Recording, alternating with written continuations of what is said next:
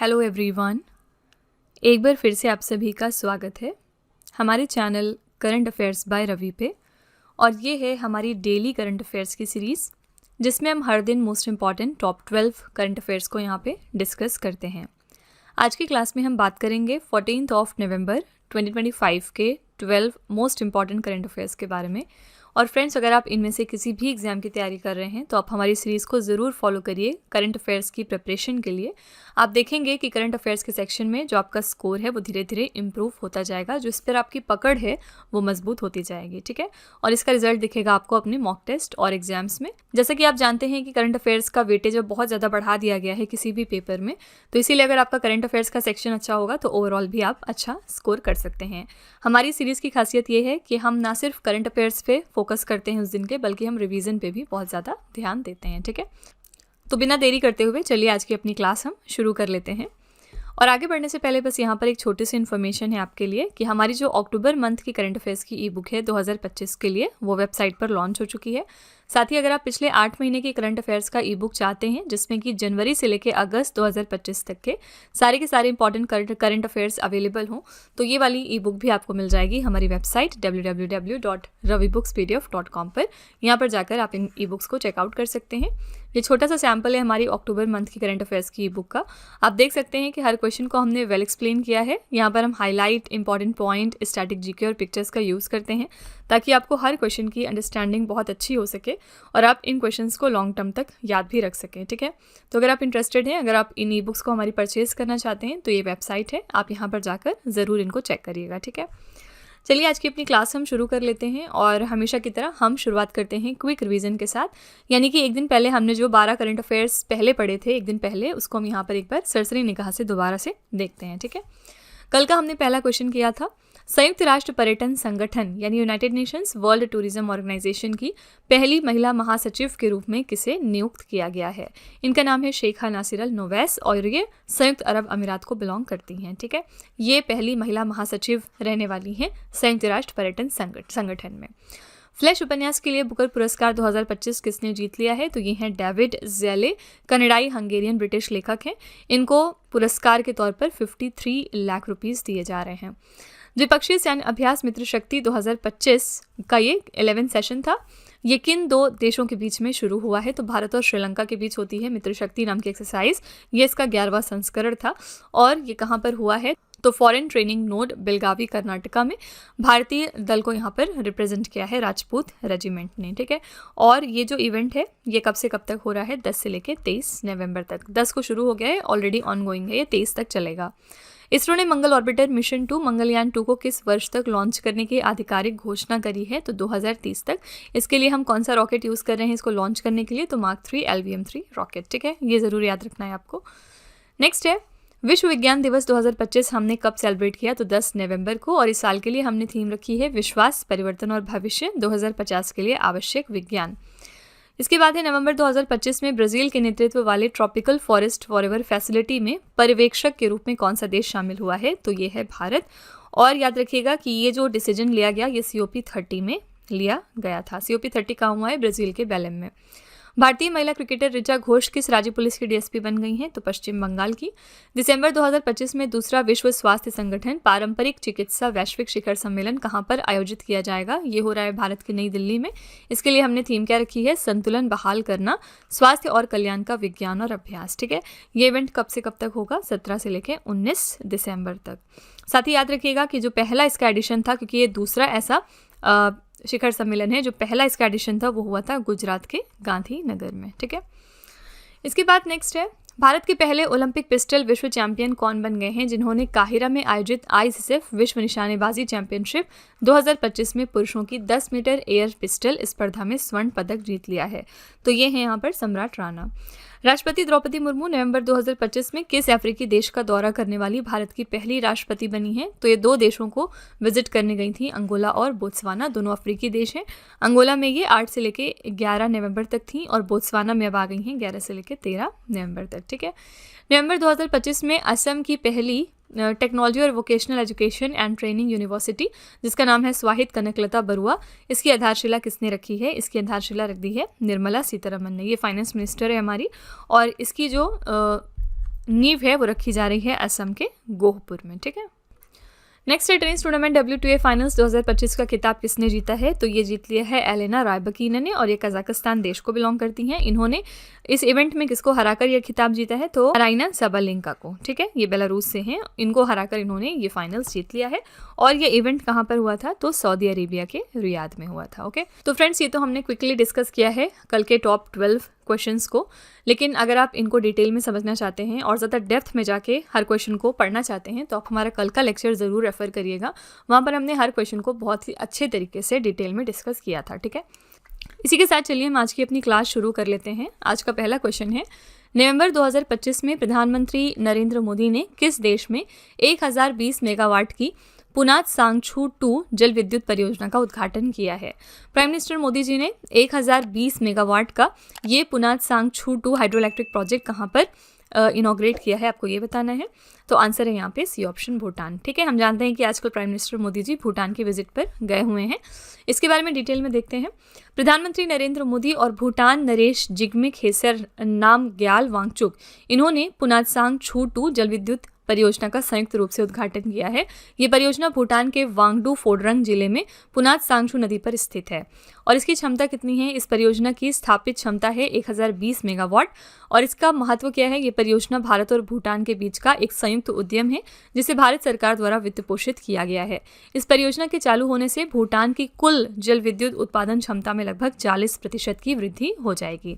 परियोजना से उत्पन्न बिजली का एक बड़ा हिस्सा भारत को निर्यात किया जाएगा। ठीक है, ये सारे इसके फीचर्स हैं। भूटान के बारे में देखेंगे तो भूटान की राजधानी है थिम्पू, मुद्रा यहाँ पर चलती है भूटानी गुल्ट्रम, और संसद का नाम है यहाँ पर शोगडू, या इसको सोगडू भी पढ़ते हैं। ठीक है, तो प्रधानमंत्री नरेंद्र मोदी जी भूटान कंट्री को विजिट करने गए थे और इन्होंने यहाँ पर आधारशिला रख दी है 1020 मेगावाट के इस पुनात सांगछू 2 हाइड्रो इलेक्ट्रिक प्रोजेक्ट की। ठीक है, इसी के साथ कल हमने देखा था कि कल एक और न्यूज़ आई थी भूटान से कि यहाँ पर प्राइम मिनिस्टर मोदी जी ने जो इनका काला चक्र एम्पावरमेंट सेरेमनी है उसका इनॉग्रेशन किया है। कहाँ पर? ग्लोबल पीस प्रेयर फेस्टिवल के दौरान। ठीक है, कहाँ पर? भूटान में। ओके, इसी के साथ चलिए हम कुछ इंपॉर्टेंट उद्घाटन रिवाइज कर लेते हैं 2025 के। ये मोस्ट इंपॉर्टेंट आपके प्रमुख उद्घाटन हैं जो एग्जाम में पूछे जा सकते हैं। किस भारतीय शहर में गूगल ने अपना सबसे बड़ा कैंपस अनंत लॉन्च किया है? Most important question. आंसर है कर्नाटक के बेंगलुरु शहर में।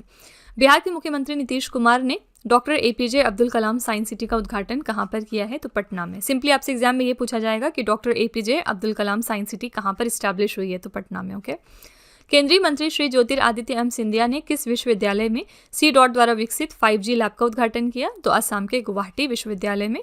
प्रधानमंत्री मोदी ने किस राज्य की विधानसभा के नए भवन और पूर्व प्रधानमंत्री अटल बिहारी वाजपेयी की प्रतिमा का अनावरण किया है? तो छत्तीसगढ़ में। उत्तर प्रदेश के मुख्यमंत्री योगी आदित्यनाथ माइक्रोसॉफ्ट कैंपस की आधारशिला इन्होंने कहाँ पर रखी है? तो नोएडा में। प्रधानमंत्री नरेंद्र मोदी ने 2800 मेगावाट की बाही बांसवाड़ा परमाणु विद्युत परियोजना की आधारशिला कहाँ पर रखी? ये आधारशिला रखी गई है राजस्थान के बांसवाड़ा में।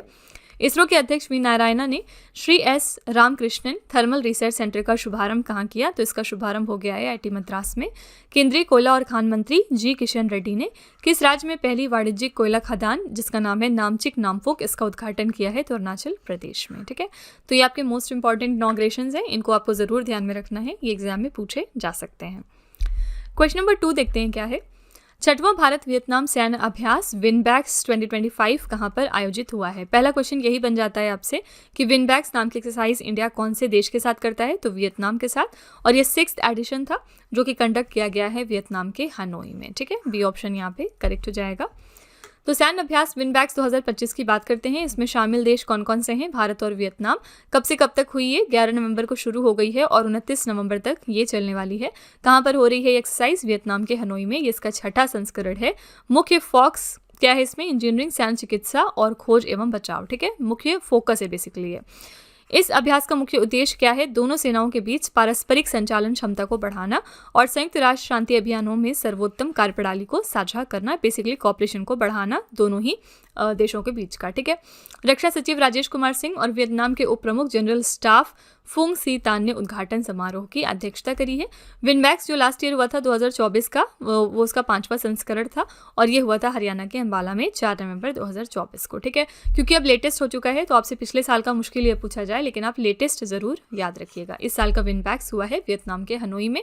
और विनबैक्स कौन से 2 देशों के बीच के एक्सरसाइज का नाम है? तो इंडिया और वियतनाम। ठीक है, कल हमने मित्रा शक्ति पढ़ा था और अभी हमने पीछे रिवीजन में भी रिवाइज किया दोबारा से।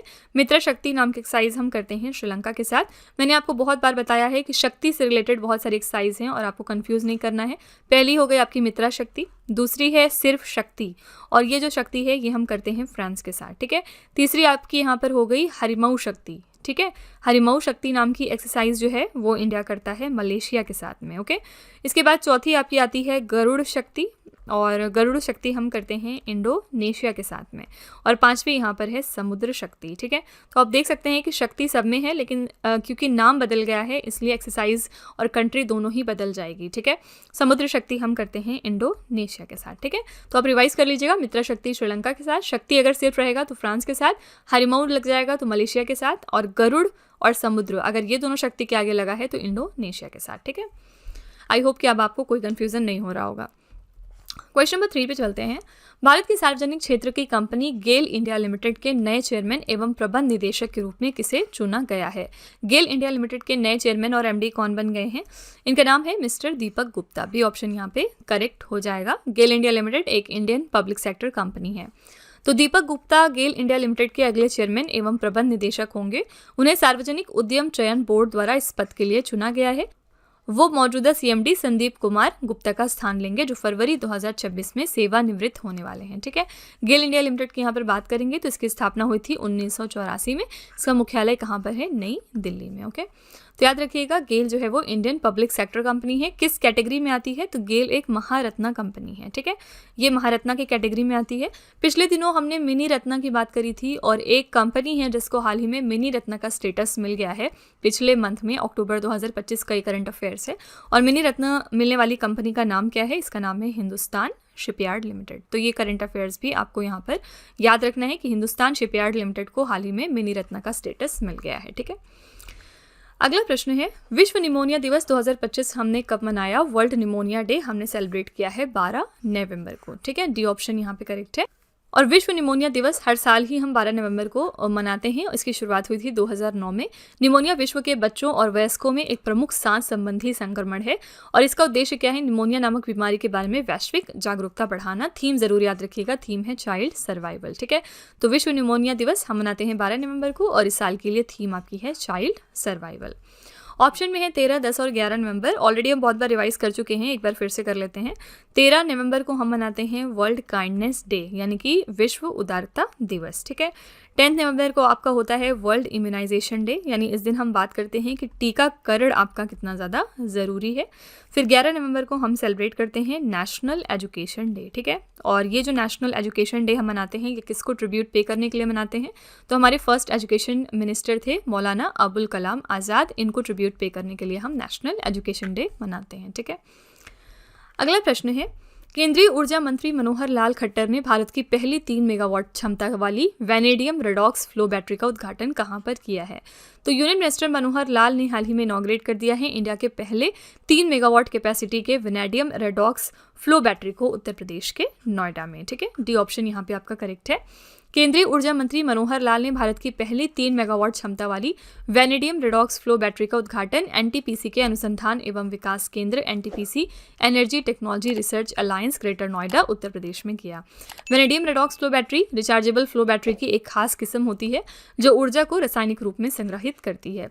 इसमें कैथोलाइट और एनोलाइट दोनों में वैनेडियम आयनों का उपयोग होता है जो 4 अलग अलग ऑक्सीकरण अवस्थाओं में रह सकते हैं। ठीक है, तो याद रखिएगा ये ऐसी पहली इंडिया की वैनेडियम रेडॉक्स फ्लो बैटरी है जिसका उद्घाटन हुआ है उत्तर प्रदेश के नोएडा शहर में। ठीक है, यहाँ पे ऑप्शन में आपके पास कर्नाटका भी है। कर्नाटका की बात करेंगे तो 2 रीज़न की वजह से कर्नाटका न्यूज़ में था। सबसे पहली बात ये कि कर्नाटका जो है पहला स्टेट है जिसने कि पीरियड लीव को शुरू करा है, यानी कि सारी फीमेल्स को अब महीने में 1 दिन की छुट्टी मिलेगी एज अ पीरियड लीव। साल में ये 12 छुट्टियां बनती हैं, ठीक है।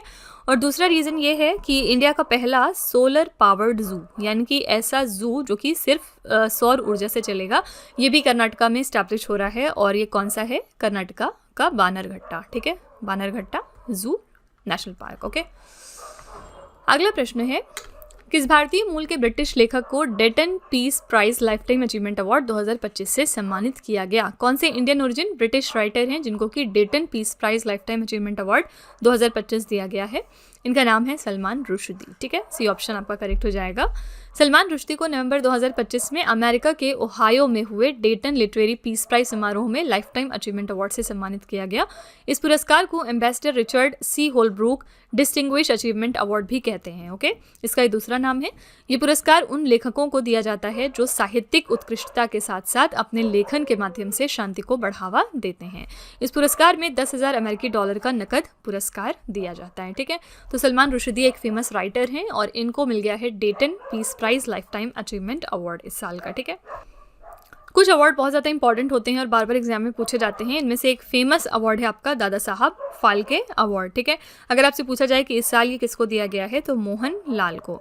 मोहन लाल कौन है? ये मलयालम के एक्टर हैं, ठीक है। तो दादा साहब फाल्के अवार्ड दिया गया है मोहन लाल को। नेक्स्ट है, नवंबर 2025 में शहरी सहकारी बैंकों के आधुनिकीकरण के लिए सहकार डिजी पे और सहकार डिजी लोन ऐप को किसने लॉन्च किया है? किसने लॉन्च किया है Sahakar digi pay and Sahakar digi loan applications को? आंसर हो जाएगा अमित शाह। पर्पस क्या है? मॉडर्नाइजेशन करने के लिए अर्बन कोऑपरेटिव बैंक्स का, ठीक है। अमित शाह कौन है? ये हमारे मिनिस्टर हैं होम अफेयर्स के, ठीक है। तो सहकार डिजी पे और सहकार डिजी लोन ऐप के बारे में देखते हैं। इसको लॉन्च किया है केंद्रीय सहकारिता मंत्री श्री अमित शाह ने। कब किया है? 10 नवंबर 2025 को। उद्देश्य क्या है? शहरी सहकारी बैंकों को डिजिटल भुगतान और ऋण सुविधाओं को अपनाने में सक्षम बनाना ताकि वो तेजी से बढ़ती कैशलेस अर्थव्यवस्था में प्रतिस्पर्धी बने रह सकें, ठीक है। ये लॉन्च शहरी सहकारी ऋण क्षेत्र के अंतर्राष्ट्रीय सम्मेलन को-ऑप कुंभ 2025 के दौरान किया गया था, ठीक है। तो ये जो सहकार डिजी पे है और सहकार डिजी लोन है, ये दोनों एप्लीकेशंस को लॉन्च किया है हमारे minister of home affairs Amit Shah ने, ताकि जो अर्बन कोऑपरेटिव बैंक्स हैं हमारी वो मॉडर्नाइज हो सकें, ठीक है। ऑप्शन में है द्रौपदी मुर्मू, नरेंद्र मोदी, पीयूष गोयल। पीयूष गोयल कौन है? ये हमारे मिनिस्टर हैं कॉमर्स एंड इंडस्ट्री के। नरेंद्र मोदी कौन है? सब जानते हैं, ये हमारे प्राइम मिनिस्टर हैं। अमित शाह हो गए हमारे minister of home affairs. Draupadi Murmu हमारी प्रेसिडेंट है। प्रेसिडेंट द्रौपदी मुर्मू 2 रीज़न की वजह से बहुत ज़्यादा आजकल चर्चे में है। फर्स्ट रीज़न तो ये है कि हाल ही में ये गई थी अफ्रीका, जहाँ पर इन्होंने 2 देशों का विजिट किया है और इस वजह से चर्चे में आई। पहला है अंगोला देश और दूसरा है बोत्सवाना। इसके बारे में हमने कल बात करी थी। अंगोला और बोत्सवाना ये दोनों ही अफ्रीकी देश हैं और यहाँ पर विजिट करने वाली है इंडिया की तरफ से पहली राष्ट्रपति हैं, इस वजह से ये चीज़ बहुत ज़्यादा न्यूज़ में आ गई। दूसरा रीज़न ये है कि पहली प्रेसिडेंट हैं जिन्होंने सबरीमाला टेम्पल को विजिट किया है और इस वजह से भी चर्चे में आई थी, ठीक है। सबरीमाला टेम्पल आपका कहाँ पे है? केरला स्टेट में है, ठीक है। क्वेश्चन नंबर 8 है, नवंबर 2025 में किस राज्य सरकार ने भारत की पहली विमेन वेलनेस ऑन व्हील्स पहल को शुरू किया है? कौन सी स्टेट गवर्नमेंट है जिसने लॉन्च किया इंडिया का पहला women wellness on wheels initiative को नवंबर 2025 में? आंसर हो जाएगा डी ऑप्शन यहाँ पर तमिलनाडु, ठीक है। तो नवंबर 2025 में तमिलनाडु ने भारत की पहली विमेन वेलनेस ऑन व्हील्स पहल की शुरुआत करी है।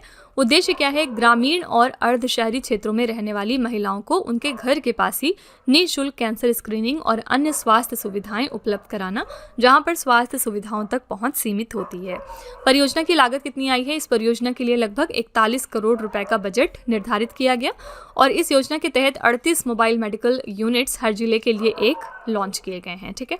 तो याद रखिएगा कि इंडिया का ये पहला women wellness on wheels initiative है जिसको लॉन्च किया है डी ऑप्शन तमिलनाडु ने, ओके। तमिलनाडु की हमने यहाँ पर बात करी, तो चलिए तमिलनाडु का राज्य दर्शन भी कर लेते हैं। इसका गठन हुआ था 1 नवंबर 1956 को। राजधानी है चेन्नई। मुख्यमंत्री यहाँ पर कौन है? मुथुवेल करुणानिधि स्टालिन। नए उप मुख्यमंत्री यहाँ पर बने हैं उदयनिधि स्टालिन। राज्यपाल हैं RN रवि। लोकसभा की 39 सीटें हैं, राज्यसभा की 18 सीटें हैं और विधानसभा की 234 सीटें हैं। राज्य पक्षी है यहाँ पर एमराल्ड डोव। राजकीय पशु है नीलगिरी थार। राजकीय फल है कटहल। तमिलनाडु के 3 पड़ोसी राज्य हैं आंध्र प्रदेश, केरला और कर्नाटका। तमिलनाडु में 3 प्रमुख बंदरगाह हैं जो कि बहुत फेमस है। पहला है चेन्नई बंदरगाह, दूसरा है तूतीकोरिन बंदरगाह और तीसरा है एन्नोर पोर्ट। तमिलनाडु के फेमस त्योहार की बात करेंगे तो पहला है थाई पूसम, ये भगवान मुरुगा को समर्पित है। दूसरा है थिमिथि पर्व, ये द्रौपदी को समर्पित है। तीसरा है यहाँ पर पोंगल त्योहार। फिर है चित्रई, ये देवी मीनाक्षी के विवाह से संबंधित है। फिर है वेल वील ओरी विजा महोत्सव और फिर नेक्स्ट है थिमिथि और पुथांडु और पोंगल। ठीक है, पुथांडु यहाँ का नववर्ष त्योहार माना जाता है। तो ये हो गया आपका तमिलनाडु का राज्य दर्शन। ये पूरा स्टैटिक फैक्ट है अबाउट तमिलनाडु। क्वेश्चन नंबर 9 है, पहले दृष्टि बाधित महिला T20 विश्व कप 2025 का उद्घाटन किस शहर में हुआ है? ये पहला blind women's T20 world cup है और ये हाल ही में इनॉग्रेट हो चुका है। ए ऑप्शन नई दिल्ली में। तो ये पहला ऐसा दृष्टिबाधित महिला T20 विश्व कप है जो 2025 में दिल्ली में हो रहा है और उद्घाटन समारोह और शुरुआती मैच यहाँ पर आयोजित किए गए। मेज़बानी ये टूर्नामेंट भारत और श्रीलंका द्वारा संयुक्त रूप से सह मेज़बानी किया जा रहा है। ठीक है, तो आपको ये भी याद रखना है कौन सी 2 कंट्रीज़ हैं जो इसको होस्ट कर रही हैं, भारत और श्रीलंका। इसके अन्य मेज़बान शहर कौन कौन से हैं? नई दिल्ली के बाद टूर्नामेंट के कुछ मैच बेंगलुरु में भी खेले जाएंगे, जबकि जो बचे हुए मैच होंगे और फाइनल मुकाबला इसका कोलंबो श्रीलंका में होगा। टीमें टूर्नामेंट में भारत, श्रीलंका, ऑस्ट्रेलिया, नेपाल, पाकिस्तान और अमेरिका सहित कुल 6 टीमें भाग ले रही हैं। ठीक है, तो ये पहला दृष्टिबाधित यानी blind women's T20 world cup है जो कि स्टार्ट हो गया है नई दिल्ली में। ओके, क्वेश्चन नंबर 10 है, नवंबर 2025 में किस राज्य या फिर केंद्र शासित प्रदेश ने स्कूलों को डिजिटल बनाने और प्रशासन को सुगम बनाने के लिए स्कूल वेब एप्लीकेशन को लॉन्च किया है? तो कौन सा स्टेट या फिर यूनियन टेरिटरी है जिसने स्कूल वेब एप्लीकेशन को लॉन्च किया है जिससे कि जो स्कूल्स हैं उनको डिजिटल बनाया जाए और एडमिनिस्ट्रेशन को स्ट्रीमलाइन किया जाए? आंसर हो जाएगा बी ऑप्शन दिल्ली। ठीक है, तो दिल्ली के सरकारी स्कूलों में शिक्षा और प्रशासनिक प्रक्रियाओं को अत्याधुनिक तकनीक से जोड़ने के लिए दिल्ली के शिक्षा मंत्री आशीष सूद ने स्कूल वेब ऐप का अनावरण किया है। इस पहल का उद्देश्य क्या है? शिक्षा व्यवस्था को स्मार्ट, पारदर्शी और सुलभ बनाना, जिससे विद्यार्थियों, अभिभावकों और शिक्षकों को एक ही प्लेटफॉर्म पर सभी सुविधाएं उपलब्ध हो सकें। ठीक है, तो स्कूल वेब नाम का एप्लीकेशन लॉन्च किया है दिल्ली गवर्नमेंट ने। स्कूल से रिलेटेड भी बहुत सारी चीज़ें नई नई आती रहती हैं, जैसे कि पिछले दिनों हमने देखा था केरला जो है वो पहला स्टेट बना है जिसने कि रोबोट की एजुकेशन को अपने स्टेट में मैंडेटरी किया है सभी क्लास 10 स्टूडेंट्स के लिए। ठीक है, तो आपसे एग्जाम में पूछा जा सकता है क्योंकि ये करंट अफेयर्स है 2025 का कि कौन सा स्टेट है जिसने रोबोटिक एजुकेशन को अपने स्टेट में मैंडेटरी किया है सभी क्लास 10 में पढ़ने वाले बच्चों के लिए। आंसर हो जाएगा केरला स्टेट। ओके, और इसी के साथ चलिए हम एक बार कुछ ऐप्स एंड पोर्टल्स को रिवाइज कर लेते हैं जो 2025 में लॉन्च हुए हैं। पहला है अगस्त 2025 में अखबार और पत्रिका के पंजीकरण को सरल बनाने के लिए प्रेस सेवा पोर्टल किसने लॉन्च किया? इसको लॉन्च किया था प्रेस रजिस्ट्रार जनरल ने। किस राज्य में स्थित बांधवगढ़ टाइगर रिजर्व में हाथियों की निगरानी के लिए गजरक्षक एप्लीकेशन को लॉन्च किया है? तो ये मध्य प्रदेश का एप्लीकेशन है। अक्टूबर 2025 में यूपीएससी ने इंटरव्यू से जुड़े अनुभव साझा करने के लिए किस पोर्टल को लॉन्च किया था? इसका नाम था my UPSC interview from dream to reality. केंद्रीय वस्त्र मंत्री गिरिराज सिंह ने कपास किसानों को सशक्त बनाने के लिए किस एप्लीकेशन को लॉन्च किया? इसका नाम है कपास किसान ऐप। गिद्ध संरक्षण के लिए किस राज्य ने भारत का पहला गिद्ध संरक्षण पोर्टल लॉन्च किया है? तो असम ने। आत्महत्या की रोकथाम और छात्रों के मानसिक स्वास्थ्य के लिए एम्स दिल्ली ने किस एआई आधारित एप्लीकेशन को लॉन्च किया है? इसका नाम है नेवर अलोन। राष्ट्रीय आयुर्वेद दिवस के अवसर पर द्रव्य पोर्टल को किसने लॉन्च किया? तो आयुष मंत्रालय ने। ठीक है, ये आपके मोस्ट इंपॉर्टेंट 2025 के एप्स एंड पोर्टल्स हैं जिनको आपको ध्यान में रखना है। क्वेश्चन नंबर 11 है, नवंबर 2025 में किस देश ने भारत सरकार की ऋण सहायता से वित्त पोषित हनी माधु अंतर्राष्ट्रीय हवाई अड्डे का उद्घाटन किया है? कौन सी कंट्री है जिसने हनी माधु इंटरनेशनल एयरपोर्ट को इनॉग्रेट किया और इसके लिए लोन असिस्टेंस दिया है इंडियन गवर्नमेंट ने? आंसर हो जाएगा यहाँ पे सी ऑप्शन मालदीव्स। ठीक है, तो मालदीव के राष्ट्रपति हैं मोहम्मद मुइज़ो और इन्होंने भारत सरकार की ऋण सहायता से वित्त पोषित हनी माधु अंतर्राष्ट्रीय हवाई अड्डे का उद्घाटन कर लिया है। भारत की $800 मिलियन की line of credit financial assistance के तौर पे दी गई एग्जिम बैंक से। $136.6 मिलियन लगे हैं इसको बनाने में और इसके निर्माता हैं जेएमसी प्रोजेक्ट्स भारत से। ठीक है, इसके उद्घाटन समारोह में भारत के नागरिक उड्डयन मंत्री किंजरापू राममोहन नायडू भी उपस्थित थे। तो मालदीव्स देश जो है इन्होंने अपना हनी माधु इंटरनेशनल एयरपोर्ट हाल ही में इनॉग्रेट कर लिया है जिसके लिए लोन असिस्टेंस दिया है इंडियन गवर्नमेंट ने। ठीक है, मालदीव्स के बारे में 2025 में एक इंपॉर्टेंट करंट अफेयर्स क्या सामने आया था? 3 बीमारियां, पहली है HIV, दूसरी है हेपेटाइटिस बी और तीसरी है सिफिलिस। तो जो माँ से शिशु में ये तीनों बीमारियां होती हैं उन चीज़ को एलिमिनेट करने वाला पहला देश बना है मालदीव्स, ठीक है। ऑल्दो ये बीमारियां इनके देश में अभी भी हैं, लेकिन जो माँ से शिशु में ट्रांसफ़र होती हैं तीन बीमारियां, उस चीज़ को मालदीव्स ने कम्प्लीटली एलिमिनेट कर लिया है, ठीक है। आज का आखिरी प्रश्न है, तत्काल सीमा पार भुगतान के लिए भारत के यूपीआई और किस देश की बेनिफिट नामक भुगतान प्रणाली के बीच समझौता हुआ है। तो ये जो बेनिफिट है ये किस देश का है, आंसर है बहरीन, ठीक है। बी ऑप्शन करेक्ट है। तत्काल सीमा पार भुगतान को सक्षम करने के लिए भारत के यूपीआई यानी यूनिफाइड पेमेंट्स इंटरफेस और बहरीन की बेनिफिट नामक भुगतान प्रणाली के बीच समझौता हो गया है। उद्देश्य क्या है? इस साझेदारी का मुख्य लक्ष्य है दोनों देशों के नागरिकों के बीच, विशेष रूप से प्रवासी भारतीयों के लिए सस्ते, सुरक्षित और तत्काल सीमा पार भुगतान और प्रेषण को सुविधाजनक बनाना। बेनिफिट ये बहरीन की राष्ट्रीय इलेक्ट्रॉनिक फंड ट्रांसफर प्रणाली है जो देश के भीतर सभी वित्तीय लेन देन का प्रबंधन करती है, ठीक है। भारत का जो यूपीआई है, यूनिफाइड पेमेंट इंटरफेस, ये एक रियल टाइम तत्काल भुगतान प्रणाली है जिसे भारतीय राष्ट्रीय भुगतान निगम यानी national payments corporation of India द्वारा विकसित किया गया है। तो याद रखिएगा यहाँ पर कि यूपीआई ने हाल ही में बहरीन के बेनिफिट के साथ भुगतान प्रणाली के बीच समझौता किया है, ओके। और इसी के साथ पिछले दिनों हमने देखा था कि जो स्वीडन देश है ये पहला कैशलेस देश बना है, यानी यहाँ पर अब सिर्फ क्रेडिट, डेबिट कार्ड वगैरह चलेंगे और ऑनलाइन ट्रांसफर्स चलेंगे, लेकिन अब कैश यहाँ पर यूज़ नहीं होगा, ठीक है। तो स्वीडन देश ऐसा पहला देश है। और हमारी यूपीआई को अडॉप्ट करने वाला 8वां देश 2025 में कौन सा बना था? ये है कतर, ठीक है। कतर ने हाल ही में हमारे यूपीआई को अडॉप्ट कर लिया है। तो फ्रेंड्स, इसी तरह से आपको रिलेट करके करंट अफेयर्स को याद रखना है, तभी आप इनको लॉन्ग टर्म तक याद रख सकेंगे। और इसी के साथ हमारी क्लास भी यहाँ पर एंड हो गई है। हमेशा की तरह लास्ट में हम आपके लिए एक छोटा सा टेस्ट रखते हैं 3 क्वेश्चन का। तो आज का पहला क्वेश्चन है आपके लिए, केंद्रीय ऊर्जा मंत्री मनोहर लाल ने भारत की पहली 3 मेगावाट की क्षमता वाली वेनेडियम रेडॉक्स फ्लो बैटरी का उद्घाटन कहाँ किया? दूसरा प्रश्न है, किस भारतीय मूल के ब्रिटिश लेखक को Dayton peace prize lifetime achievement award 2025 से सम्मानित किया गया? और तीसरा प्रश्न है, नवंबर 2025 में शहरी सहकारी बैंकों के आधुनिकीकरण के लिए सहकार डिजिपे और सहकारी डिजी लोन एप्लीकेशन को किसने लॉन्च किया? तो फ्रेंड्स, ये 3 क्वेश्चंस आपके लिए हैं एज अ होमवर्क। इनका जवाब आपको कमेंट सेक्शन में जाकर लिखना है। और इसी के साथ हमारी क्लास यहाँ पर एंड होती है। आई रियली होप कि आपको क्लास हमारी पसंद आई होगी और आप अपना फीडबैक कमेंट सेक्शन में ज़रूर लिखिएगा। और साथ ही अगर आपको लगता है इसमें कुछ इंप्रूवमेंट की ज़रूरत है तो आप वो भी कमेंट में लिख सकते हैं। तो इसी तरह के बेस्ट क्वालिटी कंटेंट और अच्छी प्रिपरेशन के लिए हमारे चैनल के साथ जुड़े रहिए। मिलते हैं अगली क्लास में एक और इम्पॉर्टेंट टॉपिक के साथ। Till then stay tuned. Thank you so much for watching. Also don't forget to like, share and subscribe our channel. Friends, यहाँ पे वीडियो को एंड करने से पहले मैं आपको एक छोटी सी इन्फॉर्मेशन दे दूँ कि अगर आप इंग्लिश मीडियम में ज़्यादा कंफर्टेबल हैं, यानी कि अगर आप करंट अफेयर्स को और स्टैटिक जीके को इंग्लिश मीडियम में पढ़ना प्रेफर करते हैं, तो इसके लिए आप हमारे चैनल रवि अदिति क्लासेस को सब्सक्राइब कर सकते हैं। इसके अलावा अगर आपको बुक्स चाहिए प्रिंटेड फॉर्मेट में, तो ये आपको मिल जाएगी हमारी वेबसाइट www.raviaditipublication.com पर, और ये आपके घर तक भी डिलीवर की जाएंगी। तो फिलहाल आपके लिए हमने लॉन्च किया है जीएस का 1 लाइनर 25,000 प्लस एग्जाम फैक्ट का बुक, जहाँ पर सभी इंपॉर्टेंट क्वेश्चंस को हमने कवर किया है। साथ ही यहाँ पे आपको जनरल साइंस, जीके और एनसीईआरटी के नोट्स वगैरह भी मिल जाएंगे। इसके अलावा अगर आपको ई बुक्स चाहिए तो ये आपको ईमेल के थ्रू इंस्टेंटली डिलीवर की जाएगी, और ये मिलेगी आपको हमारी वेबसाइट www.ravibooks.pdf.com पर। तो यहाँ पर आप देख सकते हैं कि जनवरी से लेकर मई यानी कि लास्ट 5 मंथ का करंट अफेयर्स का ई बुक हमने लॉन्च किया है आपके लिए। इसके अलावा मंथली और ईयरली ई बुक्स भी मिल जाएंगी। साथ ही 11,000 प्लस जीके जीएस का बुक भी आपके लिए अवेलेबल किया गया है, ठीक है। तो अगर आपको इनमें से कोई भी ई बुक चाहिए तो इस वेबसाइट पर जाके आप इनको परचेज कर सकते हैं। साथ ही ये हमारा मोबाइल एप्लीकेशन है जिसका नाम है रवि स्टडी ऐप। अगर आपको इस वीडियो का फ्री पीडीएफ चाहिए तो आप यहाँ पर जाके इसको डाउनलोड कर सकते हैं। इस एप्लीकेशन में और भी चीज़ें हैं आपके लिए, जैसे कि जीएस की टेस्ट सीरीज, करंट अफेयर्स के नोट्स, यूट्यूब के वीडियो नोट्स, करंट अफेयर्स की ई बुक्स, जीके जीएस की ई बुक्स एटसेट्रा, ठीक है। तो आप इस एप्लीकेशन को डाउनलोड करके फर्दर एक्सप्लोर कर सकते हैं। और सभी वीडियोस और ई बुक से रिलेटेड जो अपडेट्स हैं वो आपको मिलेगी हमारे Telegram channel current affairs by Ravi पर। तो इसको भी आप ज़रूर ज्वाइन कर लीजिएगा, जिससे कि आप हमारे सारे न्यू लॉन्चेस से अपडेटेड रहें, ठीक है।